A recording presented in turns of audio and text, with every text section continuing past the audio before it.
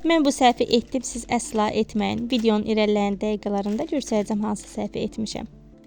Dondurmanı hazırlamaq üçün dərin qabın içərisinə 500 ml qaymaq əlavə etmişəm. Mikserlə gördüyünüz kimi bu hala gələnə qədər qarışdırıram. İçərisinə 3 dolu yemək qaşığı bişmiş qatlaşdırılmış süd əlavə edirəm zövqə görə. Əgər istəsəniz sadəcə qatlaşdırılmış süddən də istifadə edə bilərsiniz. Budur, qaymaq artıq hazırdır. Krem torbasının içərisinə əlavə edirəm ki, istifadə edərkən rahat olsun.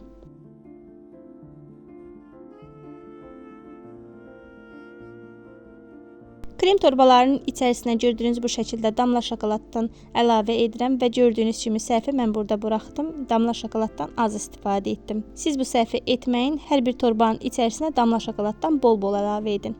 Damla şokoladları içərisinə əlavə etdikdən sonra su buxarında gördüyünüz bu şəkildə əridirəm, sonra isə yayıram. İçərisinə hazırladığım qaymaqdan əlavə edib krem torbalarını bağlayıram belə rezinlə.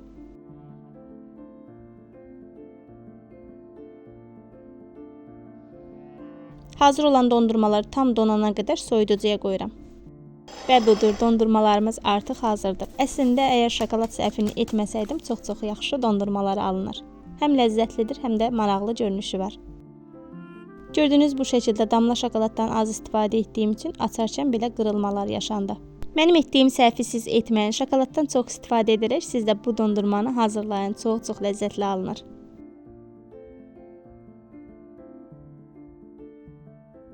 Bu günlük də məndən bu qədər olsun, dəyərli izləyicilər. Yeni videolarda görüşmək üzrə inşallah. Sağlıqla qalın.